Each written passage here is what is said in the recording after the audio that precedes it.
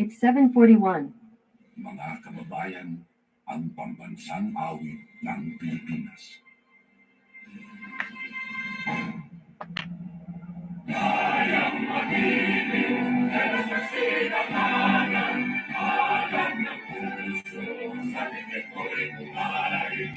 Upang hinihang, wala kang magiging sa manlulupin. Di ka pasisigil sa nalagang tutong sa sinulan. Sa langit ko parang ay latang tulakaw sa pagkayang inamahal. Kamusta kang magawag ko'y nagumpay na nakikinig. Ang ituwing at araw na kailan ang ay magiging. Lumagang araw kang waragin magsinta. Huwag nangit sa akin mo. Ang higaya na kangay malaki. Ang mamatay ng dahil sa'yo.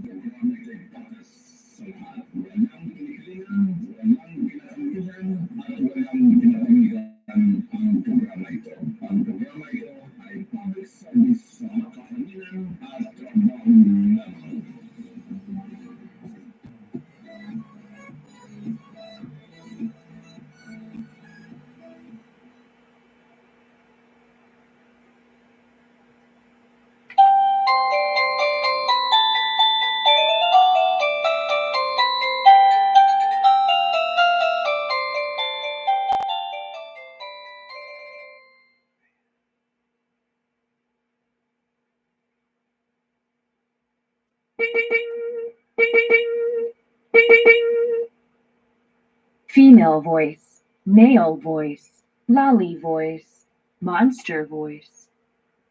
Okay, ang time check natin ay alas, ano no, 45 minutos, pasado na po alas 7. Okay, sa patuloy na programa natin na, okay, itong Consolidated News natin po, okay, sa Kalakhang Mindanao mga suki, na. Okay, magandang umaga. Good morning, good morning, good morning. And then ang greeting natin ay universal greeting natin, Assalamualaikum warahmatullahi ta'ala wabarakatuh, no? Okay, dito pa rin na sa programa po ng mahabang panahon na, itong halo-halo special opinion balita at iba pa, no? Okay, kasama po sa serbisyo publiko, tinig ng mamamayan, no? Okay, tinig ng mamamayan ang serbisyo natin, no? Hindi katulad po ng okay, Brigada Duro ng Sambuanga magpainom po ng kape, no? Pati maraming tinapay po dyan po sa Veteran Avenue mga suki, no? Hindi tayo ganun ng pagserbisyo natin, no? Kailangan kasi mga ganyan may mag-sponsor mga suki, no? Okay, kaya natin i-concept, okay, mga ganyan na magpapakain, mamigay, kaya natin yun kung meron po mag-sponsor mga suki, no? Tuwing umaga ay lalabas tayo ng studio and then painumin natin ng kape po ang kababayan natin di Sambuanga, no? Di siyudad na Sambuanga. Pwede po yung gawin po ng okay, ADLSNTV News Corporation kung meron mag-sponsor mga kababayan, no? Alanganin naman ay manggaling po sa bulsa natin. Wala na tayo po pag-sustain ng programa natin, no? Okay, kailangan lang may sponsor mga suki, no? Ganon po mga technique yan. Okay, yung mga tawag-tawag, bigyan ng load, kailangan po talagang may mga mag-sponsor mga suki, no? Ayan. Tama-tama sana sa birthday ko. Okay, kung meron mag-sponsor, pwede natin gawin mga suki, no? Katulad sa kanila. Ayan po mga kababayan, ang pambungad natin sa umagang ito mga suki, na. Okay. So, okay, dala po ng ADLSNTV News Online Corporation ito, na. Itong programa natin po mga kababayan at saka sinusuportahan po ng mga logistic niya, okay, ng kumpanya po. Isa rin po mga suki ng Minded Global Food Lines Corporation, no?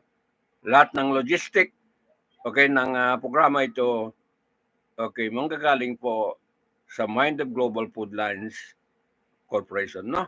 At saka kayo, okay, pag meron kayong kailangan ng mga RTW, okay, punta lang po sa tindahan po ng Minded Global Food Lines Corporation, no? May dala siya ng RTW. Gusto mo nyo na bumili ng mga reasonable price, yung hindi naman kamahalan.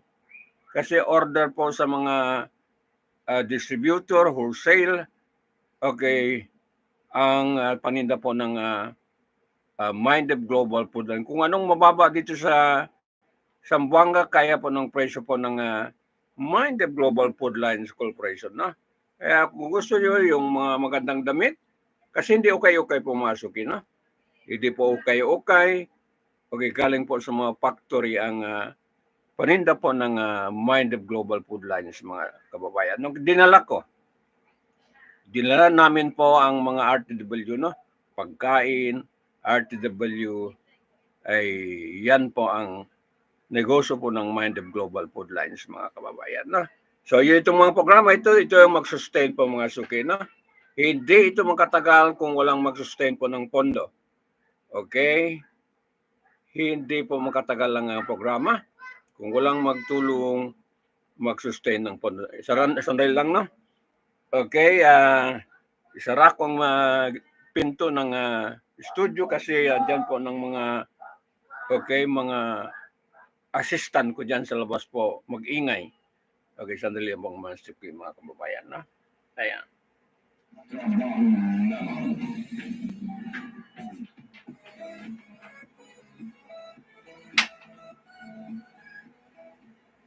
Okay, hindi po makasurvive ang programa ng mahigit na isang dekada na. Okay. Kung wala po magtulong po sa programa mga suki, mga kababayan. No? Okay, balikan natin po ang anniversary po ng Basilan. Okay, ika-50 founding anniversary, Gordon anniversary po mga suki. No? So 27, 28, 29 ngayon, last month of February, ay 3 araw na po mga kababayan. No? Katulad sinabi ko kagabi, ang nakita ko doon sa ensemble ng Yakan ensemble, magkulintang ba? Ang nakikita ko doon, mag-asawang atay yon na kasi malayo ang kuha po ni Richard Parkatan. Dapat focus, malapitan ba ang pagkuha mga suki, no?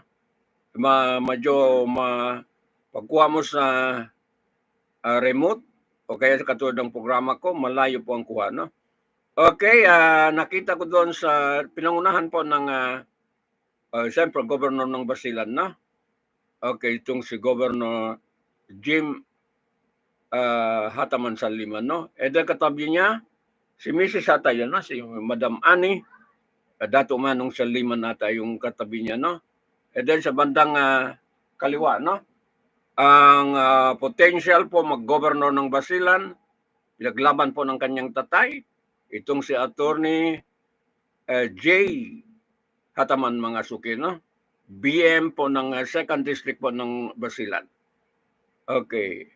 So, talagang pinupush ng kanyang tatay, tatlong naging mayor ng Sumisip, naging congressman, naging itong governor po ng Basilan, no? O patapos na ang term niya, pa-exit na yan. Okay, kaya nga pinupush po ang anak niya para ang manatili po ang kapangyarihan, awak pa rin nila. Ganon yung politika. Ayaw na ayaw po umalis sa pwesto po mga politiko, mga suki, no? Okay, hindi talaga. Pag once makapasok dyan ay talagang gagawa ng paraan po na manatili sa mahawakan po ang kapangyarihan. Napakakuan kasi. Okay, nakapakasarap kasi pag nariyan ka sa politika mga suki. No? Okay, so bandang kasunod ni Governor Hataman, parang sundalo po, maka-uniforme, no? And then ang sumunod, kung hindi ako magkamali, Vice Governor ng Basilan, and then the last sa kaliwa, sa kanan po mga kababayan, yung Dr. po Aburhail Tarasun po ng okay, yung council nila po, ulama council mga suki. Yun ang nakita ko. Ang na-miss ko doon, okay, wala po doon yung kapatid nila. Hindi man bunso si Imbo at ang bunso, no? Si Mujib. Na-miss ko wala doon. Okay, and then itong si Mrs. niya, wala rin doon. Mayor ng Isabela City at saka itong board member Amin Hataman mga suki, no? Wala rin, hindi ko rin nakita doon po sa Patimpalak yon. So yon po ang mga tinitingnan po ng taong bayan.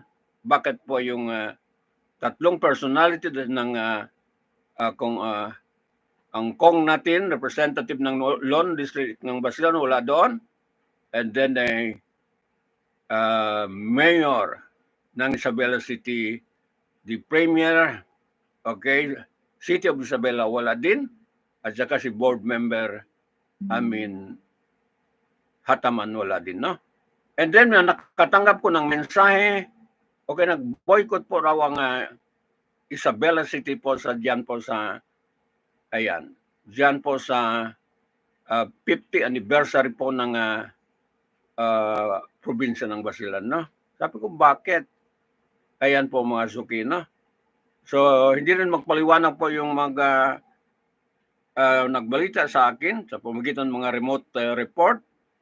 Okay, walang paliwanag mga suki, no? Okay, and then nagkataon po ang ABC president po ng Isabela City, barangay ng Seaside, ay nadali po rito sa Sambuanga sa isang hotel, no? mag-attend ng meeting dito po ng Eagle daw. Ayon po mga source nakuha natin. Mag-daw tayo, hindi kasi hindi tayo nakapunta roon para safe ang programa natin daw accordingly. Okay, di umano. So yan lang ang naabot ko ng information. So hanggang ngayon, wala pang additional information po kung ano, bakit pinaslang po itong okay, pinaka-powerful po ng group ng mga barangay, naging ABC Best President po dyan sa Isabela City. So blanco pa rin. Okay? Blanco pa rin ako. Hindi ko po alam kung anong kadahilanan. Bakit po pinaslang itong ABC President. Na question mark ako. Malaking question mark. Ayan po mga suki, no? And then napataon pa sa anibersaryo, mahalagang kasaysayan. Okay, ang basilan atin yan mga suki. Kasama ko may-ari ng basilan mga suki, no? Kasi taga-riyan ako. Hindi yun ako ma-deny. Diyan ako pinanganak po sa basilan, no? Although, umalis ako ng maliit, okay, para maghanap po ng, kasi wala akong kinabukasan. Baka wala na ako ngayon, no? Kung nariyan pa ako na hindi ako nag-aral, wala na po mga suki. Sigurado. Kasi magmuklo ako mga kababayan, no? Magmuklo ako talaga. Ay, nung mga panahon yun, no? So, salamat ay nakapag-aral. Okay, nakapunta sa Metro Manila. Kaya hindi ako naging muklo, mga kababayan, no? Okay. So, umalis ako sa amin. Kaya inulit-ulit ko, wala akong masamang tinapay, wala akong record na masama. Hanggang pumunta ako sa Manila, okay, wala akong masama, no? Kaya hindi ko makalimutan po ang aking pinsan. Binunot niya ako dyan po sa basilan nila sa Manila. Okay, itong si GM Dusubdura pa rin.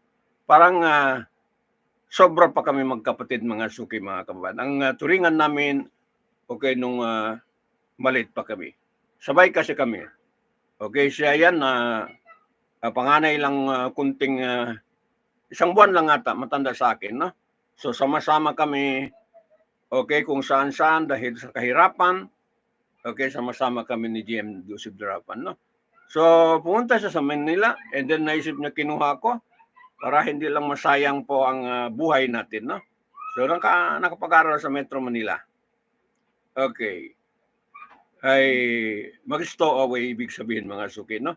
Noong mga dekada 70s, iyan po ang kasaysayan ng buhay natin. Kaya kung gagawin ko libro, kaya ko gawin po yun, ang libro namin po, ang buhay namin, ang kasaysayan namin po, okay, ni GM Dusubdurapan, no?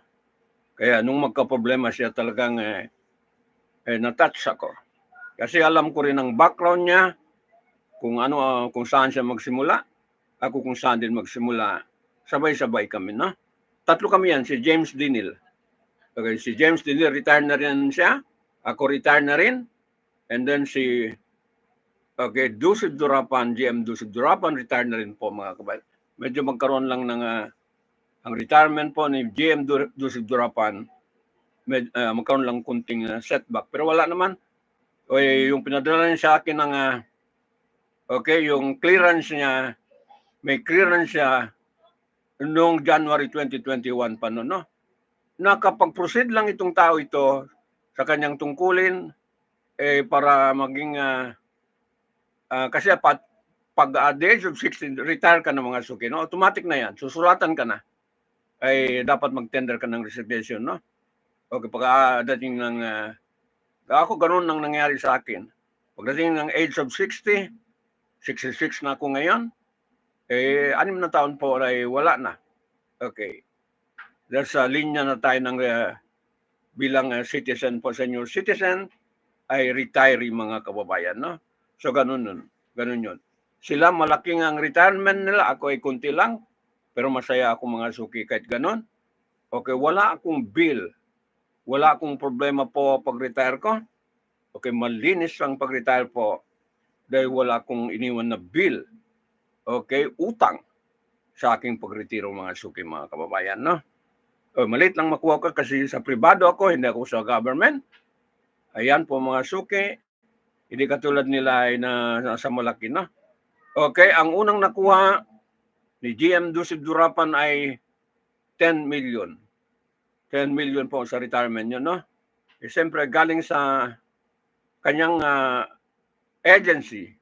Kasi part ng NIA sila at saka cooperative. Electric cooperative, yun ang binigay sa kanya. No? Sabi ko, malaki Malaki-laki. And then, after mag-assume uli, kasi irritated siya ng NIA, okay, binalik niya ang 6 million. And then, yung 3 million, yung 4 million, hinulug-hulugan niya po hanggang, hindi naabot ng 65, no? Okay, hanggang 64 lang mga suki. And then ngayon complete retiree na ito si Joseph Durapan. Kaya sinabi ko sa kanya, okay, kung ganun lang ang situation mo, handa po ang ADLSNTV News Online Corporation magdepende sa iyo. Okay, sa pamagitan po pagpaliwanag na totoong pagpaliwanag na. Okay, so yan po ang base po sa committee hearing ay okay, inanalyze natin mabuti. Sabi ko, ang pinsan ko ay kahit may kasalanan, kunti lang mga suki, no? Okay, kunti lang. Kasalanan po niya sa kanyang panungkulan po ng mahabang panahon, from lineman, collector, okay, ano ba yun? Division chief, and then GM mga suki, no? So, malaking achievement. Okay, malaking achievement po nakuha niya mga suki. Nila James Dinil, naging commissioner po mga kababayan, okay, ng NCMF mga suki ngayon na pinamunuan na po ni OIC Secretary Yusuf Mando mga suki. Na? Okay, so yan lang maisabi ko. Okay, kaya inutulit ko, insan, kung meron kang paliwanag, open po ang communication ko, parang paliwanag ka, no? Ayan. Ang pinaka-problema lang yung laging brownout. Pero hindi po natin pwede lahat isisi sa kanya kasi may mga previous, okay, mga previous administrator, GM po, president po ng Baselcon, no? Hindi natin lahat ay isisisi sa kanya. Okay, actually, sa paliwanag doon sa committee hearing, nakabayad sila mahigit 3 million po mga suki, mga kababayan, no? Yun lang pagkaintindi. Maliban doon, wala tayong alam. Kaya sabi ko, sa pinsan ko, pahinga ka na. Okay, enjoy with your family ang inyong retirement. Okay, bilang okay, empleyado po ng mahabang panahon ginugol mo. Okay, naalala mo yung pag-aaral natin. Lagi ako pumunta diyan sa quarter mo. And then okay, nahiya ako noon sa panahon po ni General Lisandro Abadiana. Kasi ano yan, anak-anak po tinuturing po ng anak-anak ni General Lisandro Abadia po itong si Joseph Durapan. No? Alam ko kasi lagi ako pumunta sa kanya nung nasa Metro Manila kami. No? Okay, umuwi ako mga hating gabi. Ayan, galing sa kanya. Kasi lagi naman ay magpapunta sa akin mga suki, mga kababayan. Na. So, yan, alaala. Okay, so tala ng buhay namin, magpinsan mga suki. Na. So, yan. So, yan lang masasabi ko tungkol po kay GM Joseph Durapan. No? So, ayan. So, yung iba, kung meron man, hindi ko na alam mga suki, mga kababayan. Na? Okay. Okay, mga suki, no? Okay. Ayan. Ayan. Female voice, male voice, lolly voice, monster voice.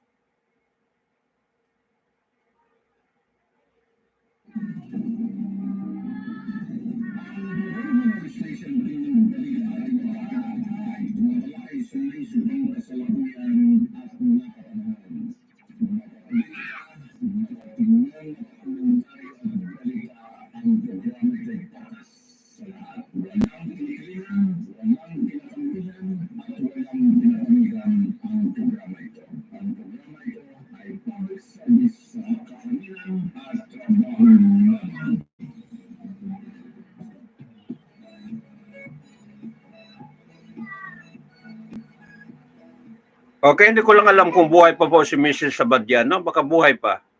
Diyan po sa kwarto nila sa Fort Bonifacio, mga suki, no? Ayan. So, doon po yan. Okay, magtrabaho sa araw and then mag-aaral po high school. Sa gabi po si Dusib Durapan, no? Sa Fort Bonifacio High School ata yan, mga suki, no? Ayan. Yung iba, ibang kasaysayan. Okay, hindi ko na alam po, mga suki, no? Ayan.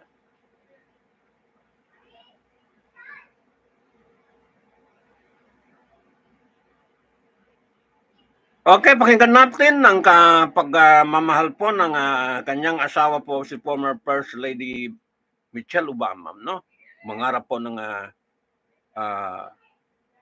African American lady to become a president of the United States of America. Kung matuloy ito, no?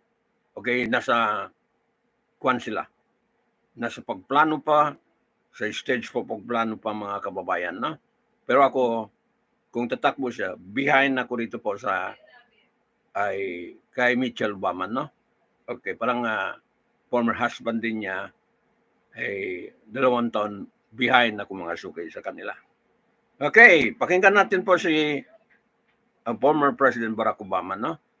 Okay, si Senator Bernie Sanders worried po sa kanilang demokrasya dahil tungkol po sa genocide po ng Israel, no?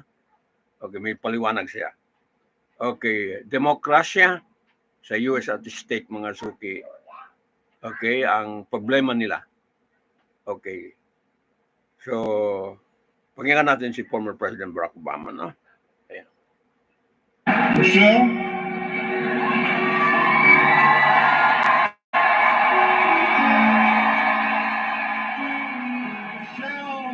LaVon Robinson, girl of the South Side.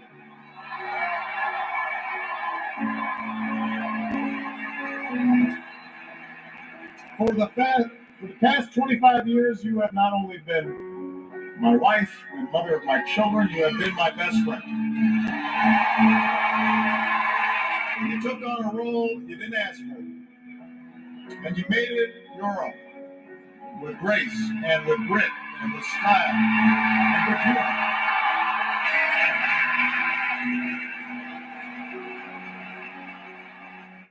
Okay, nag-iyakan siya sa harap ng camera, no? Okay, successful couple. Okay, from community organizer naman. And then, naging professor, naging abogado, both po, mga suki, itong mag-asawa ito, no? So, bigatin po, mga suki, no?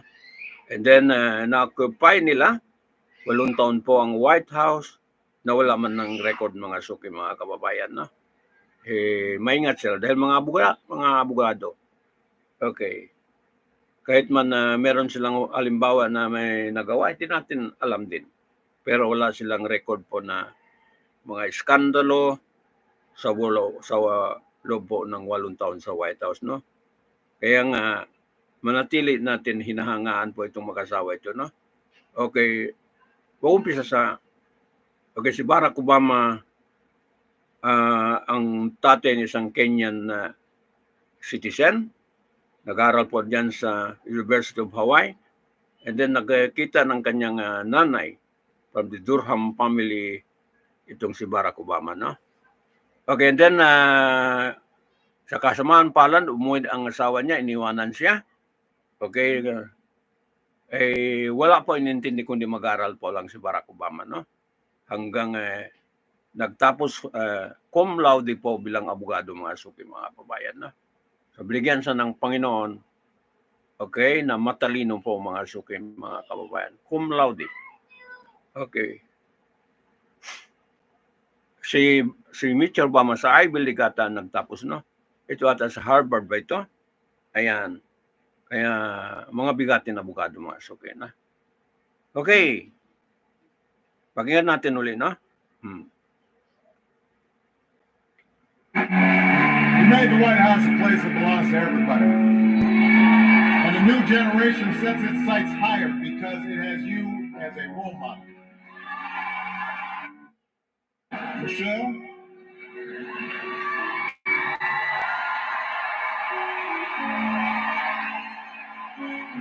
Michelle, LaVon LaVon Robinson, girl of the South Side.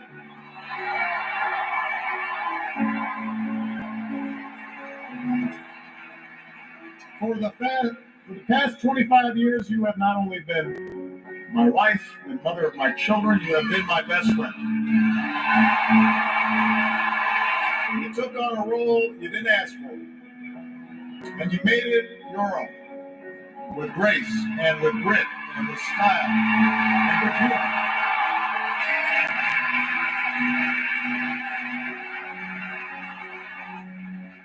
You made the White House a place that belongs to everybody. And a new generation sets its sights higher because it has you as a role model. Michelle? Okay, last na.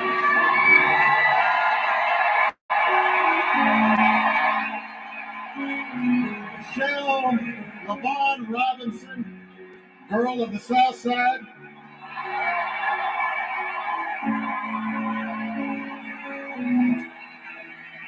For the past 25 years, you have not only been my wife and mother of my children, you have been my best friend. You took on a role you didn't ask for, and you made it your own, with grace and with grit and with style and with humor.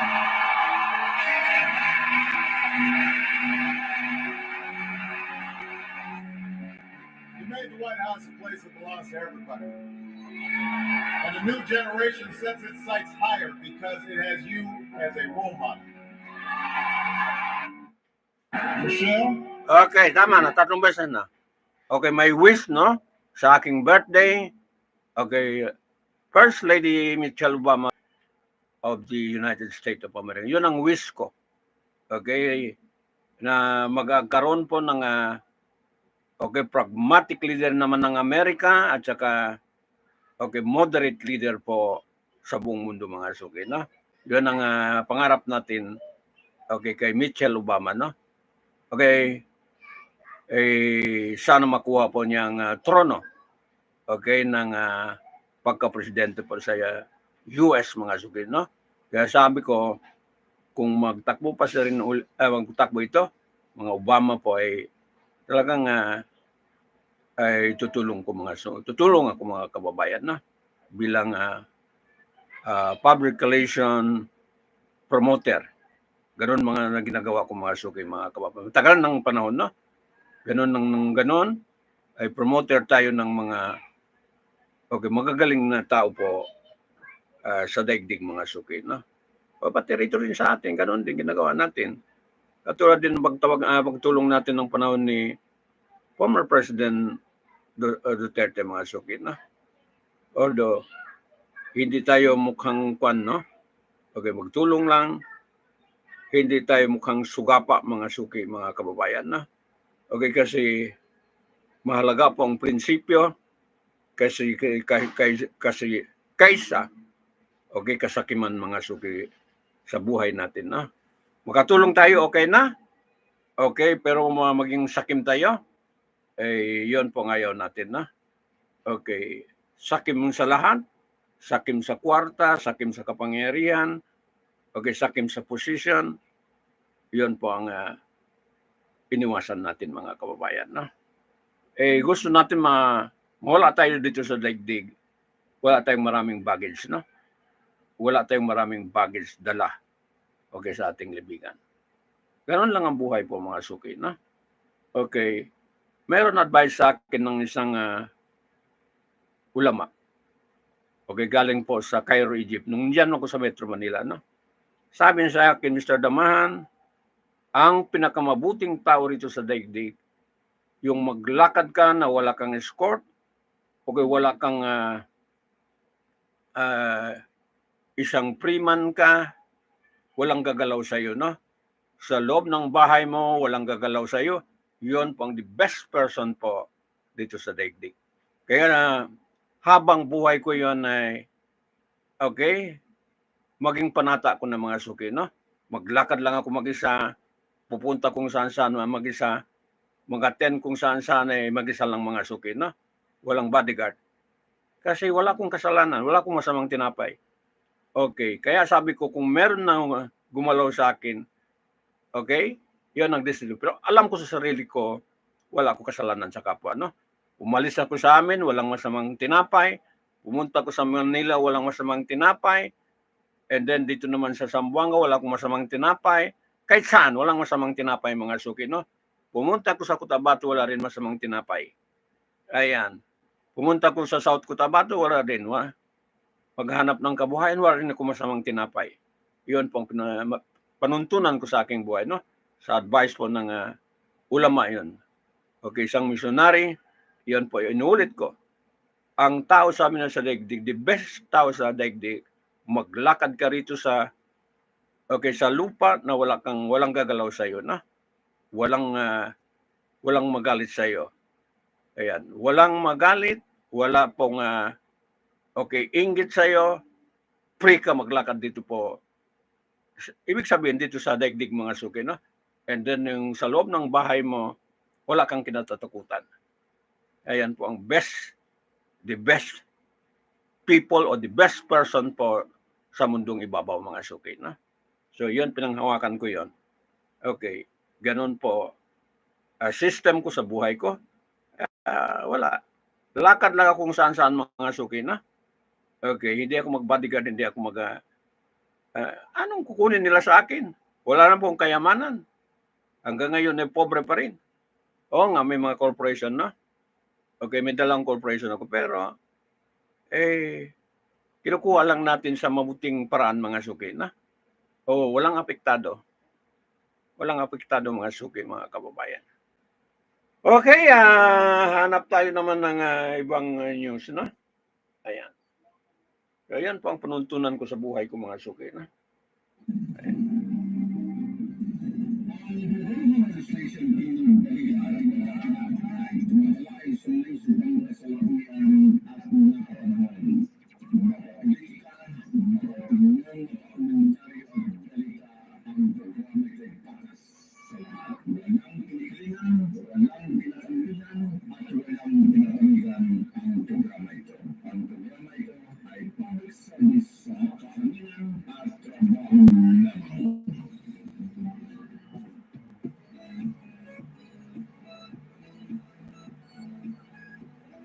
Oo nga naman, maraming kang kwarta, mayaman ka, makapangyarihan, pero ang bodyguard mo nga isang batalyon mga suki, no? So hindi yon malaya. Para ka rin kulong po mga suki, mayaman ka, marami kang kayamanan, marami kang sasakyan, marami kang pera, marami kang negosyo, pero ang bodyguard mo kung hindi sa isang platoon, okay, isang batalyon mga suki, no? Para lang makalakad ka. Ibig sabihin, marami kang naapektuhan po mga suki, no? Marami kang naapektuhan kahit pag-asenso mo, okay, marami kang nasagasaan mga suki. Iyan ang dapat iwasan ng tao, no? Okay, katulad po ng advice ng missionary na yon, galing po sa Azhar University mga suki, no? Ayan. Okay, okay, mayaman ka, maraming kwan, no? Ayan. Pero yun na nga, problema ka sa kahit ihi mo. Punta ka lang sa CR, kailangan po may maghatid doon sa CR, no? Pag-alis mo sa CR, okay, ganun din. So, hindi po wise mga tao ng ganyan, no? Okay, hindi wise. Okay. Okay, mga suki, mga kababayan, mahabang talakayan natin. Anong oras na? Okay, anong oras na? Okay, 19 minutos po pasado po alas 8, no? Ayan. So, sandali lang. Ayan.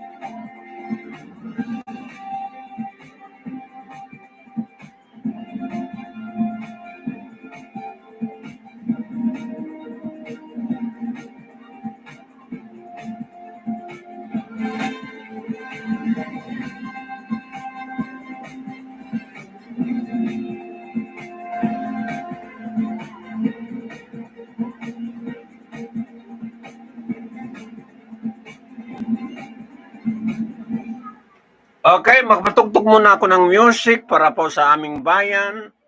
Okay, kay ka 50th anniversary po. Golden anniversary, no? Okay. So, sige po, masok kayo, no? No? Bakit yon? Bakit biglang nawala? Ay, nako. Ayan. Hindi na ng mga suki, no? Okay, itong naka-pop up. Okay, saka lang tayo mag-music. Itong ating presidente naman sa Australia. Okay, ano naman balita natin, no? Sa ngalan po ng malayang tagapamahayag, no? Okay. Ayan.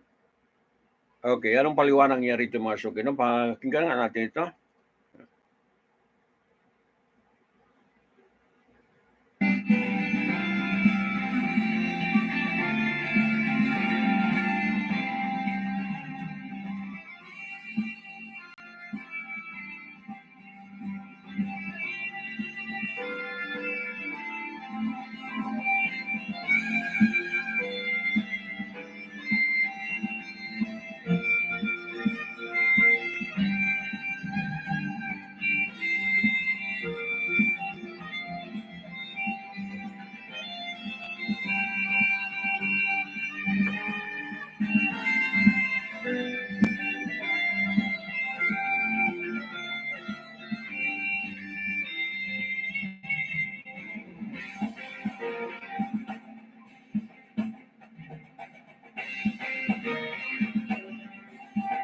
Okay, ang caption ng mga balita ito, address the Parliament of Australia, February 29, 2020 po. Bakit walang laman? Ayan, hindi pa ata nakasalita, no? Okay, sige na natin. Okay.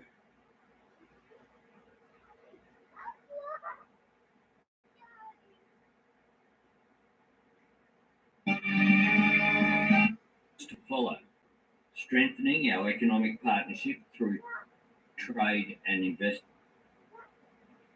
Your Excellency, President Marcos, on behalf of the Australian Government and indeed the Australian people, it is my very great pleasure to welcome you and the First Lady to our nation's Parliament.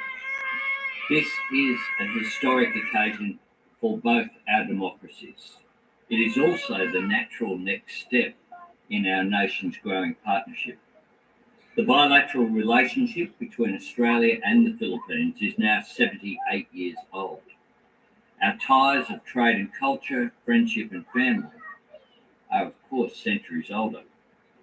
In East Arnhem Land, the art and stories of the Yolngu people tell of their ancestors boarding, visiting trading ships and sailing to far-off islands. In every sense, Mr. President, our peoples have been on a voyage together for a very long time. Australia and the Philippines are in the same boat, and we share a vision for our Speaker ata ng Australian Parliament, no? secure, stable, and prosperous Indo-Pacific.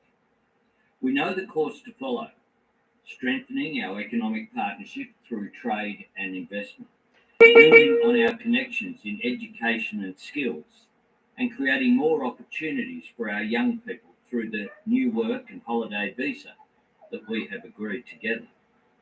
Continuing our shared efforts in agricultural research and deepening our cooperation in defence to support regional security.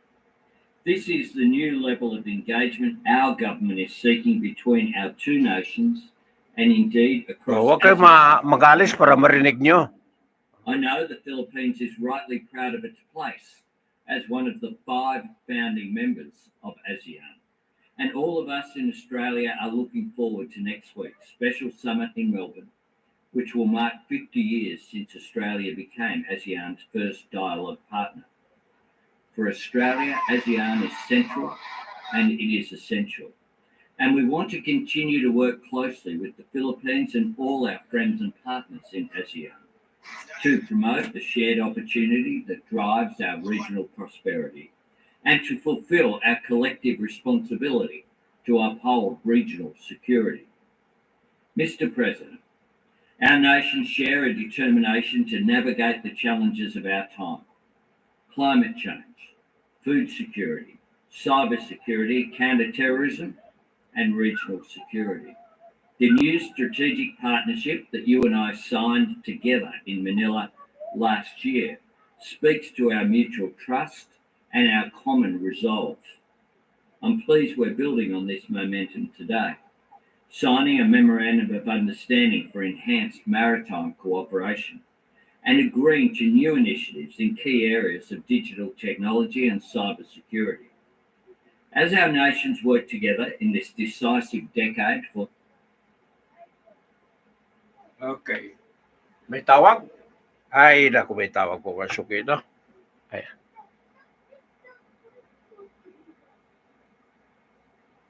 Sige, sige.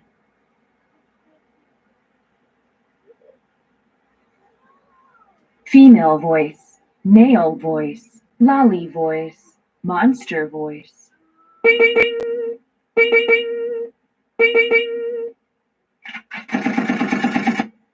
Ayan. In Palo, on Lake, a memorial stands in honour of the 92 Australians who lost their lives in the liberation of the Philippines in 1944. Liberation. Our nation served and sacrificed together in Korea. In 1999, the Philippines joined Australia in supporting independence for East Timor. And in 2013, Australian defence personnel and medical mission teams returned to the Philippines to provide humanitarian assistance after Typhoon Yolanda. That's the spirit of Filipino, Bayanihan, and Australian mateship. We work together and we care for each other. Mr. President, this connection and affection lives and thrives in the electorates of so many members of the Parliament that you see here today, where members from all sides of politics have the privilege of representing the large and growing Filipino-Australian community, many of whom have joined us in the Parliament today. People famous for their generosity, hospitality, and love of family, renowned for their hard work and aspiration, and always looking to give back to the community. That's just as true in my electorate in Sydney's inner west as it is in the regions, like in Port Wakefield in South Australia. 18 months ago, their local country fire service was staring down the barrel of closure. When the small band of volunteers put out a call for new recruits, they received only one response: Samson Bukol, who migrated to Australia from the Philippines in 2014. His dedication to duty won the respect and affection of his fellow volunteers, and he soon passed the word on to others. Today, a quarter of the members of that country fire service are of Filipino descent, and half of the cadets, characteristic of the spirit of the Filipino diaspora that proudly calls Australia home.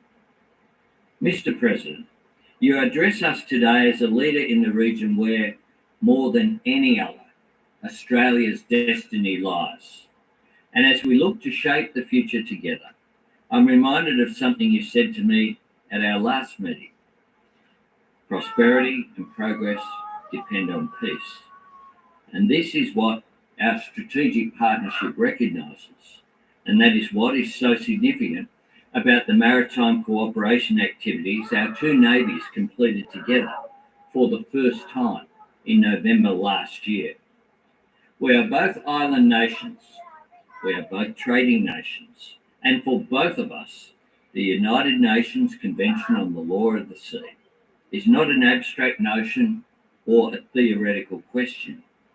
Freedom of navigation is fundamental to our sovereignty, our prosperity, our security, and our territorial integrity.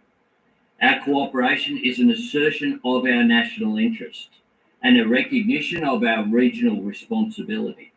It reflects our shared understanding that peace depends on more than the presence of the great powers, all of us in the international community, middle powers like our two nations, as well as smaller nations, have our part to play in building a more stable, peaceful and prosperous future.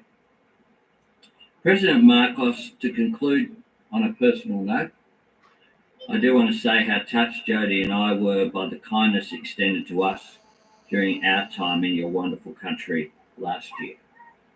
We were proud to host you at the lodge last night. Hello, That was a assalamualaikum. very pleasant dinner. Not so much work, Pwede kita enjoy. isalang after Pull people together, engaging in a spirit of respect and friendship. I think that was a great beginning to your important visit. And what I know very sincerely is that you will be warmly welcomed wherever you go in our nation of Australia, because all of us in this place, and indeed all Australians, are united in our respect for the contribution that your nation and your people make to our region and to our communities. You honour us today, and we very much look forward to your address. And I give the call to the Leader of the Opposition. Thank you very much, Mr. Speaker. I commend the Prime Minister for his very fine words. And on behalf of the Coalition and Federal Opposition, I extend to you, President Marcos, a very warm and hearty welcome and greetings. Your Excellency, to you, to Her Excellency First Lady Marcos, and to the entire Republic of the Philippines delegation. Australia welcomes you, our Parliament welcomes you, and of course our people warmly welcome you. Millions of Australians will watch your address today, Mr. President, and when they do, they will not only see the face of a foreign leader, they will hear the words of a dear friend of Australia. And if words carry sentiments across land and sea, then to you and through you, Mr. President, I send my best wishes to the friendly, faith-fortified and fearless people of the Philippines. 78 years ago, in the main square of Manila, an American flag was lowered and the flag of the Philippines was raised. As a new republic was born, the newly inaugurated president addressed his countrymen and marked the forward thrust of the frontiers of freedom. It was on that day, the 4th of July 1946, when President Rojas joyfully declared the Filipino people had reached the summit of the high mountain of independence. It was indeed a long and arduous historic climb, from ancient communities occupying a vast archipelago to colonial rule under the Spanish, from a revolt against the Spanish to becoming the subjects of the United States, from occupation under the Imperial Japanese forces to American liberation and the final steps of stewardship towards sovereignty. When President Rojas delivered his speech, he knew the challenges of nation building that awaited his fellow Filipinos. Only weeks earlier, he'd outlined the hurdles ahead: a country in ruins from war, a people beset by unemployment, hunger, disease, inflation, and housing inadequacy. Yet the president at the time was optimistic. He said, if we conquer the obstacles which bar our way, our people will grow great in the eyes of men. The Philippines aspires to greatness. President Marcos, today you lead a nation and people who no longer need to aspire to greatness because the Philippines is a great country by any measure of the word. Your nation and your people are truly great in the eyes of Australians. Indeed, only 33 years after your country attained independence, our 22nd Prime Minister was on your soil attending a dinner hosted by your father, President Marcos Sr. Prime Minister Malcolm Fraser spoke with admiration about the development of the Philippines and described Manila as one of the great cities of the world. Mr. President, the bonds between our peoples were forged amidst the hell of the Second World War. Within the Australian national consciousness is an enduring admiration for both our nation's forebears who served and sacrificed to liberate the Philippines. As the Prime Minister rightly pointed out, a handful of Australian prisoners of war escaped from Borneo to your islands and joined your guerrillas. Thousands more of our sailors, airmen and signals intelligence officers supported General Douglas MacArthur's military operation. Indeed, at the MacArthur Memorial Landing Park in Leyte, the names of 92 Australians who gave their lives for liberation are recorded on a monument.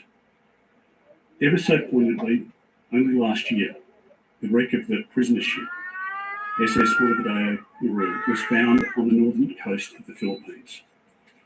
If there is any solace in that tragedy, it is that almost 1,000 Australian souls have their resting place in the waters which belong to our Filipino friends. From our partnership in war has emerged the camaraderie between our two peoples. In the 1950s, under the Colombo Plan, Filipino students came to this country to further their education. The 1970s saw many Filipinos migrate to Australia for work. First generations beget subsequent generations, and today, Mr. President, our nation is so proud to be home to more than 400,000 Australians of Filipino ancestry. Indeed, Filipino-born migrants constitute one of our largest migrant groups. Just as Australia is home to many Filipinos, the Philippines is home, of course, to many Australians. And importantly, Mr. President, the pipeline between our two countries flows seamlessly both ways. The pipeline which carries people, businesses, and commerce.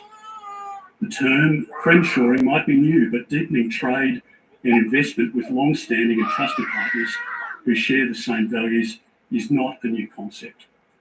And in these uncertain times, Mr. President, there is much that Australia and the Philippines can continue to do to strengthen our supply chains. As you correctly observed during your address at the Centre for Strategic and International Studies last year, economic security is national security.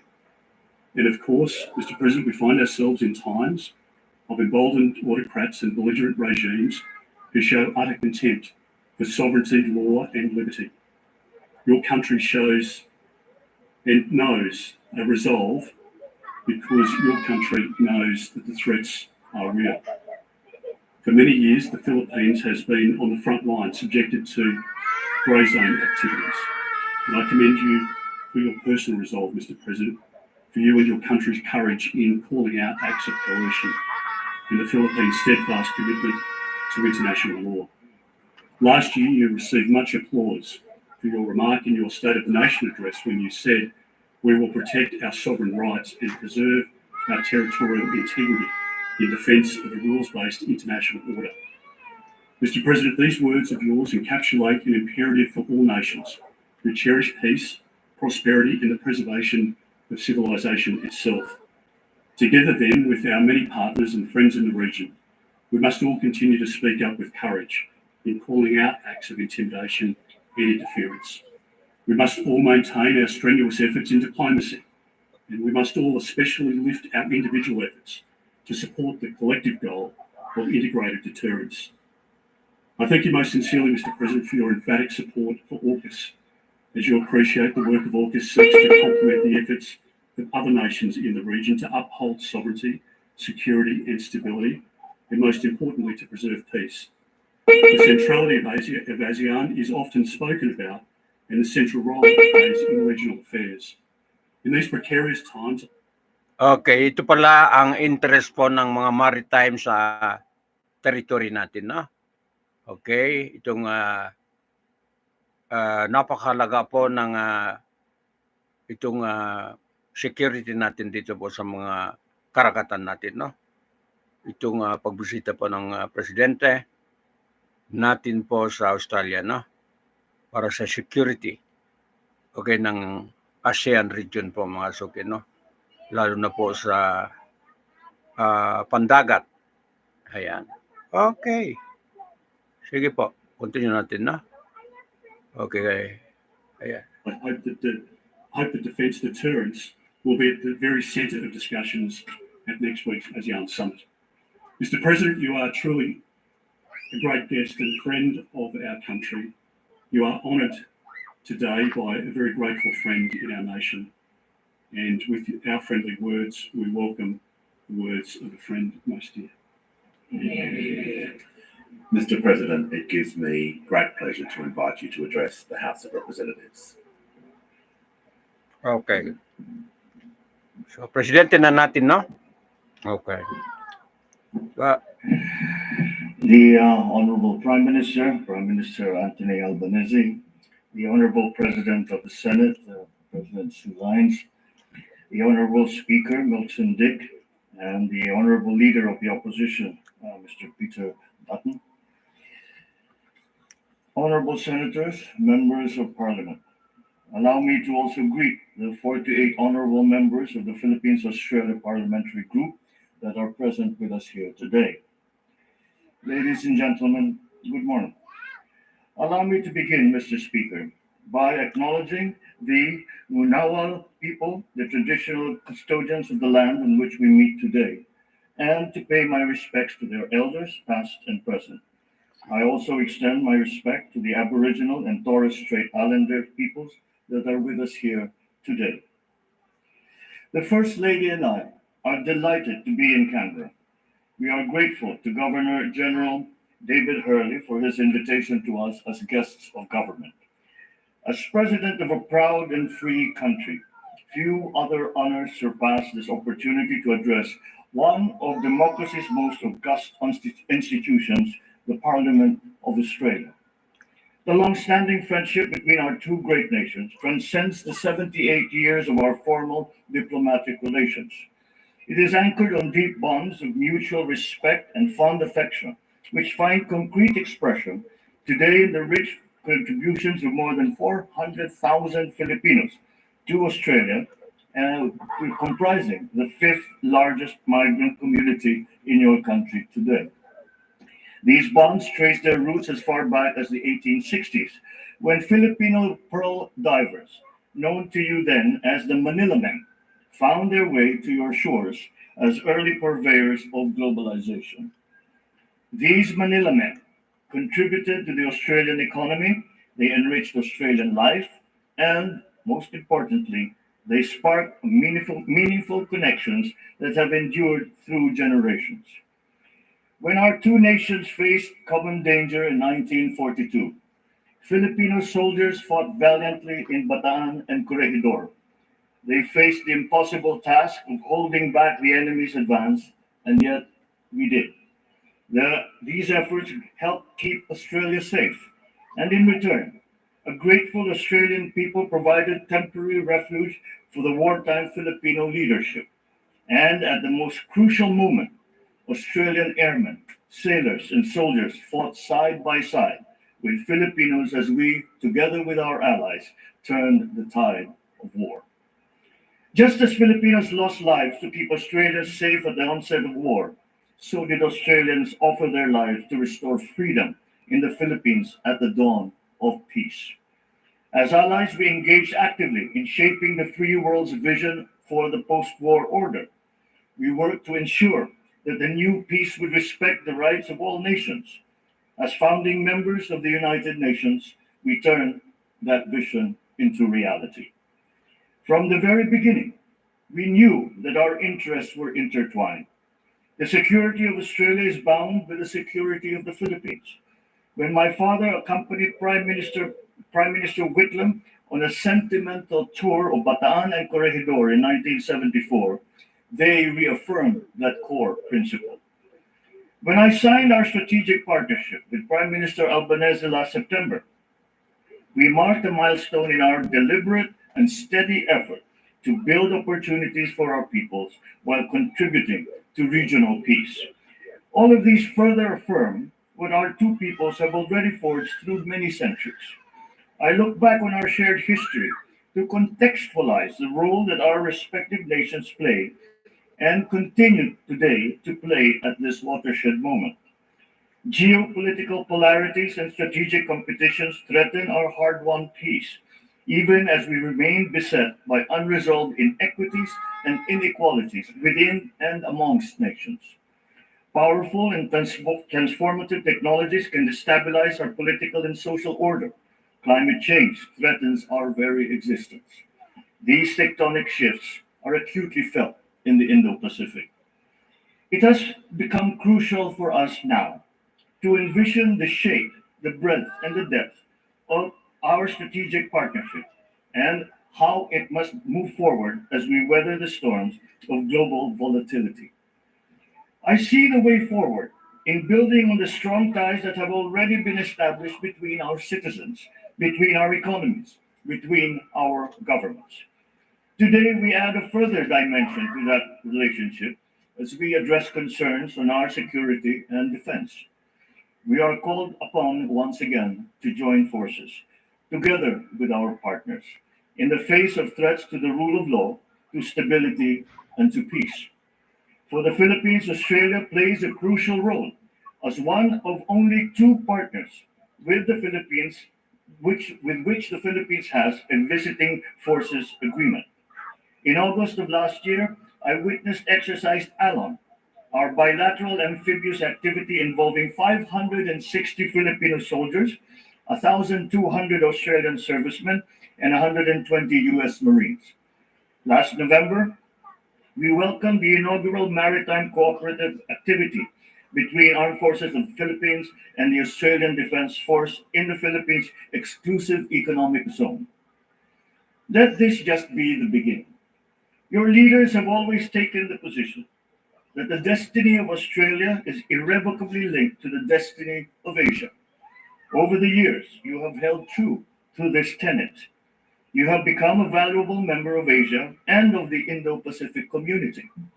Our two countries have always understood that without the predictability and stability of our rules-based order, our region would not have emerged as a driver of the global economy as it is today. We have long known that our prosperity and development are anchored on the peace and stability of the Indo-Pacific. Today, that peace, that stability, and our continued success have come under threat. Once again, we must come together as partners to face the common challenges confronting the region. Not one single country can do this by itself. No single force can counter them by themselves. This is why our strategic partnership has grown more important than ever. We must reinforce each other's strengths. We must protect the peace that we fought for during the war and have jealously guarded in the decades since. We must oppose actions that clearly denigrate the rule of law. As in 1942, the Philippines now finds itself on the front line against actions that undermine regional peace, erode regional stability, and threaten regional success. Then as now, we remain firm in defending our sovereignty, our sovereign rights, our jurisdiction. I shall never tire of repeating the declaration that I made from the first day that I took office. I will not allow any attempt by any foreign power to take even 1 square inch of our sovereign territory. The challenges that we face may be formidable, but equally formidable is our resolve. We will not yield. Then as now, the security and continued prosperity of the region of countries like Australia relies upon that effort. Just as we fought to build our rules-based international order, so are we now fighting to protect it. The protection of the South China Sea as a vital, critical global artery is crucial to the preservation of regional peace and, I dare say, of global peace. We have an abiding interest in keeping our seas free and open and in ensuring unimpeded passage and freedom of navigation. We must uphold, preserve, and defend the unified and universal character of the United Nations Convention on the Law of the Sea as the Constitution of the Oceans. We draw strength from the consistent and unequivocal support of Australia and the international community for the lawful exercise of our rights, which have been settled under international law. And so, on behalf of the Filipino people, I thank you, Australia, for standing with the Republic of the Philippines. Ladies and gentlemen, we demonstrate the depth and breadth of our security cooperation through regular exchanges between our armed forces and our coast guards, including in the areas of maritime security, counterterrorism, humanitarian assistance, and disaster relief. We collaborate to strengthen and seek new business links, to bolster our economic security, and to develop responses to economic coercion. We work together to promote and enhance the flow of environmentally sustainable investment and to explore cooperation on mineral resources development and climate and energy transition, amongst others. Indeed, we have made good progress since we signed our strategic partnership last year. Ultimately, our partnership finds its anchor in our common commitment to ensuring that this region keeps to the path of peace, builds resilience, remains focused on delivering dividends to our citizens and our communities. Beyond our bilateral horizon, we project the commitment in our continued adherence to ASEAN centrality, which we will have the opportunity to reaffirm at the special summit between ASEAN and Australia in Melbourne next week. Beyond the region, we project this commitment too in our partnership and active leadership on the international stage. We collaborate closely with we collaborate closely with Australia to strengthen international security and universal adherence to international humanitarian law. I salute Prime Minister Albanese's personal commitment to our vision of a world free of nuclear weapons. It is a commitment that is shared by all peoples of Southeast Asia with those of Australia and the Pacific Island states. Through the treaties of Bangkok and Rarotonga, our two regions serve as pockets of freedom from these destructive weapons. Within the ambit of the ASEAN Regional Forum and the Nuclear Non-Proliferation Treaty, our two countries are champions of nuclear disarmament and advocates for nuclear risk reduction. In the context of emerging technologies such as autonomous weapon systems and of new frontiers such as outer space and cyberspace, there is much room for our two countries to work together. Our collaboration in the United Nations demonstrates the need to continue to build bridges and to forge consensus towards decisive multilateral solutions. We cannot allow geopolitics to paralyze global governance. Now more than ever, we need multilateralism to work. This is particularly important given the scope of global cooperation needed to address our most pressing vulnerability, one that threatens the very survival of our peoples, one that threatens our very future. I speak, of course, of climate change. My country accepts its part in our collective responsibility. My administration is committed to accelerating our just, affordable, sustainable, and inclusive energy transition towards carbon neutrality. The Philippines has the potential to be a net carbon sink, absorbing more carbon dioxide than we emit. Yet, we are one of the most climate vulnerable countries in the world, ranking first in the 2023 World Risk Index. This glaring disproportion between our share of responsibility and our vulnerability reflects an injustice that must be corrected. Developed countries must do more, and they must do it now. Our past successes should inspire us to forge ahead in building the future to which we aspire. For the Philippines, we continue to see that future in our identity as Asians and as members of the Pacific family. Together with our Asian neighbors, and in that group I include Australia, we continue to work for a regional community that empowers all of our citizens. As Asians, we are committed to fulfilling our region's promise as a global engine of growth and in remaining true to our shared value of mutual respect, our shared desire to flourish through our diversity. As part of the Pacific, we carry in our very DNA the heritage of seafaring civilizations that span two oceans. This manifests in the high regard our cultures place on family, on community, and on the environment.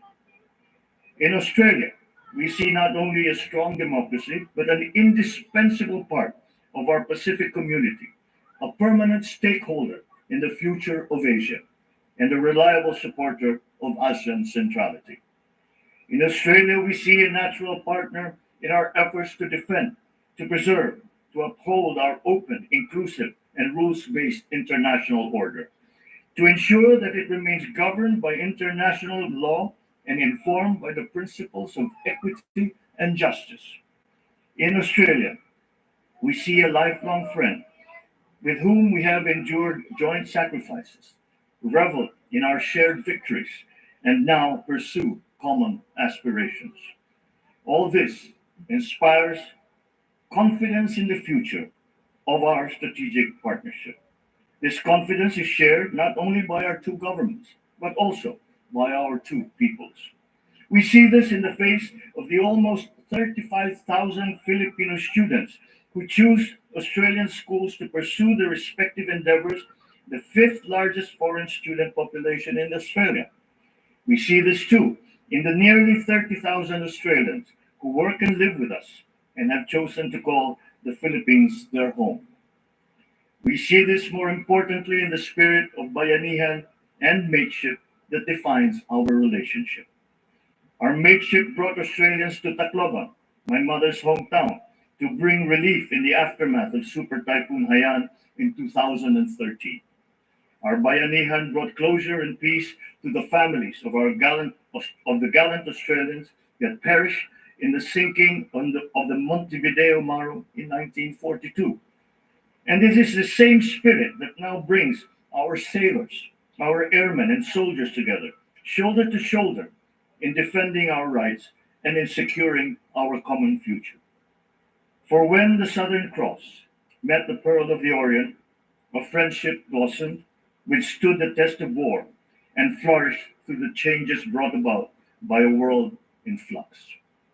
Looking ahead, I am confident that Filipinos and Australians will remain steadfast partners, unyielding and uncompromising in our shared values, and energized as we gird ourselves to work together in the spirit of bayanihan and of mateship.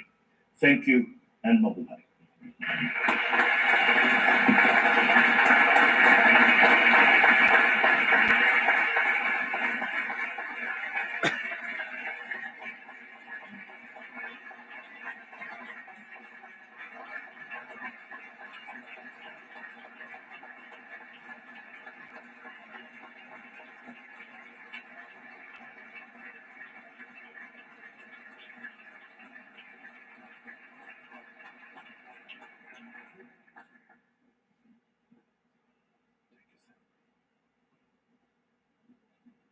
Meron pa?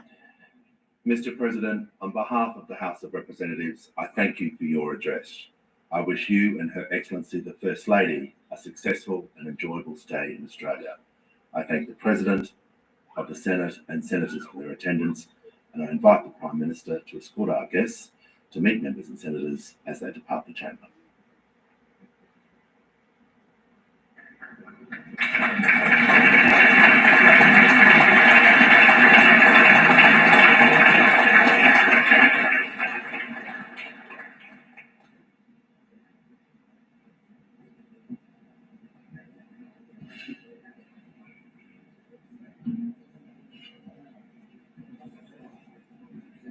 Bigla kasi mag-pop up, ibig sabihin priority.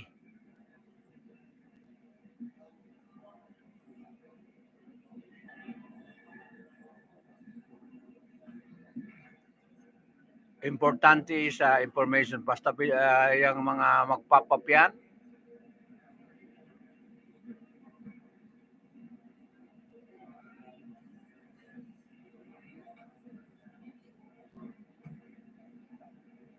ganoon po katindi ng communication natin, no? Basta may mga importante kahit saan sa daigdig.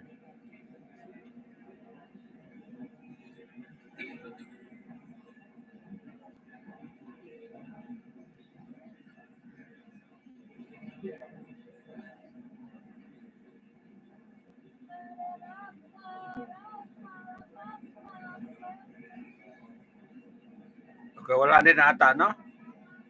Pwede ko na i-close? Ano na, beso-beso na lang? Okay. Sige lang, hindi lang natin i-cut and then ito na.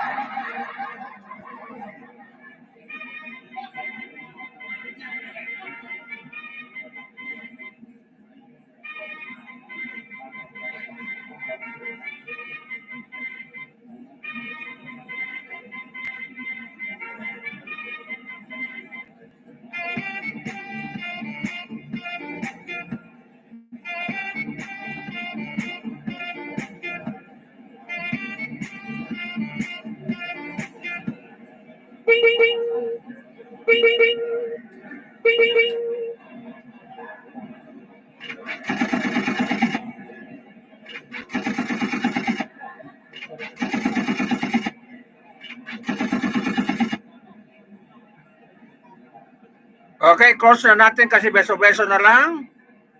Okay, pagbisita po ng ating Pangulo, okay, sa nasyon po ng Australia, mga kababayan. Saan yun? Sa Canberra? Ano ba pronunciation ng Canberra? Okay. Canberra. Ayan po mga suki, no? Ganon. So, wala po sa Pilipinas ang Pangulo natin. Andun po sa Canberra, Australia, mga suki, mga kababayan, no? Okay, sa Australian Parliament. Okay, ginanap po ang event yan, no? Ito kasi ang programa ko pa, meron mga importante yung news ko ito. Pag mayroon mga importante event kahit saan sa daigdig, no, bigla lang mag-pop up. Ganun po, talagang pag-aari po ito ng buong daigdig, mga suki, no? Hindi sa akin. Pag-aari ng buong daigdig, pag-aari ng Mindanao, pag-aari ng Pilipinas, itong news platform natin, no? Online. Kahit saan, lalo na po mga gera, yung mga kaguluhan, mga bombing, yung mga malaking event, bigla lang po mag-pop up okay, sa ating platform, no? Kaya magpasalamat ako ay pinagtiwalaan itong kahit maliit po itong corporation natin, no? Maliit lang, marami pang kulang, hindi kaya po mag-digital pa. Kaya ang sound lang ang marinig nyo. Kasi marami pa kong equipment dito sa studio kung mag-digital na ako, mga kababayan, na. Okay. Why lang equipment pa? Mga 3, 4, pwede na. Ayan po, mga kailangan makompleto ko yun, no? Mga switcher, video switcher. Okay, meron na akong nakita pero mahal po, mga suki, no? Okay, walang ayaw kasi gumamit ng mga ordinary mga suki, no? Ayaw ko. Dapat branded ang gamit mo para matibay. Ito, umabot na po ng mahigit 1 dekada po itong mga gamit ko, mga suki, no? Luma na talaga ito. Ayan, luma na. Okay, kaya hindi ko makalimutan po si Secretary Martin Andanar, no? Ayan. Part siya rito po sa studio ito, mga suki, mga kababayan, no? Secretary Martin Marpuri Andanar. Malaking kuwang ko sa kanya, no? Ayan. Kasama po sa pagpundal po ng mga equipment ito, kahit sound lang. Kasi pangarap ko sana maging digital na, no? Pero yan na nga. Kapos tayo sa resources, mga kababayan. Marami pang pera po ay kainin kung mag-digital ako, mga kababayan. So ito lang.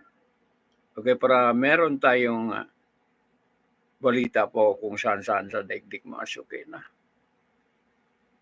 Ayan, hanggang dito na. Okay, paalam tayo kasi overtime na. Nakakonsumo na 1 oras at saka 25 minutos na. Dapat 1 oras lang. Paalam tayo. Okay, dito sa Consolidated News natin. Sa news center po ng platform ng ADLSNTV News Corporation. Okay, sa programa po Halo-Halo Special, pang umaga. Okay, kasama po sa Serbisyo Publiko Tinig ng Mamamayan. At sa kaugnayan ng mamamayan, katulad na bigla lang mag-pop up ngayon, galing po sa Canberra, Australia, mga suki, na. Ayan. Okay. So, salamat tayo, pinagtiwalaan tayo ng mga Dambuhala po network. Okay, kahit ganito lang. Okay, hindi natin ipaubaya ay protektahan po natin itong balanse. Okay, walang kasinungalingan. Okay, walang hindi tinatago ang balita, no? Open transparency ang ating policy, mga kabayan. Company policy ay open para sa lahat, no? Okay, walang tago-tago ang programa natin po, mga suki, no? Walang tinatago, walang hinahide, walang secret agenda, masabang agenda. Ang agenda natin, puro kapayapaan, mga suki, no? Manatili, okay, sa kapayapaan lang, okay, sa development, okay, sa mga economic progress, okay, sa pag-service natin sa mga malilit, mga kababayan. No? Hindi lang malilit, pati na malaki. Mga corporation, okay, mga government natin, mga local government unit, kasama po pinoprotektahan po ng programa natin. Na. Okay, paalam ako, wala akong masamang tinapay sa inyo. No? Lagi ko sinasabi yan, pag magbitaw ako ng program, wala akong masamang tinapay sa inyo. Katulad na sinabi ko kanina, no? Ang malayang tao ay maglakad, walang bodyguard, okay, walang magbalak ay para maaksidente siya o kaya mapatay siya. Malayang maglakad po dito sa daigdig, mga suki, no? Hanggang sa kahuli-hulihan po ng buhay natin, yon po ang pulisya natin, no? Okay, ako wala akong bodyguard, hindi ako mag-bodyguard. Kaya nga tatak na bahala po, mga suki, na. Ayan, kung meron nang gumalaw sa akin, yon na, ended na po, mga kababayan. Pero sino naman ang magbalak para ay mawala ka sa daigdig? Wala ka namang kasalanan. No? Wala ka namang kasalanan sa tao. Wala ka namang kasalanan sa pamahalaan. Okay, wala ka naman kasalanan sa kapwa mo. Okay. Puro kabutihan po, mga suki, na. Ayan. So, malaya. Okay, hindi po maglakad ng mga isang batalyon ng bodyguard. Hindi po maglakad na mga, o kaya mga isang platoon. Okay, hindi po. Wala po. Ganon po ang patakaran natin, mga suki, na. Okay, so paalam tayo. Babalik tayo mamayang hapon. Okay, this has been sinamahan lang po sa umagang ito. Maraming salamat. Okay, shout out natin po ang nakikinig. Kung saan-saan po sa daigdig, mga suki, na. Okay, sa local, regional, national, at saka international, mga suki, na. Ayan. Hindi kasi local itong news natin, na. Okay. Hindi local lang. Pati ibang daigdig po, sinakop niya. So, bye-bye na. Okay, Richard Parkatan, ano ang balita na dyan po sa Basilan Province, no? Okay. I-post mo. Kung walang signo, i-post mo lang Richard Parkatan. Ayan.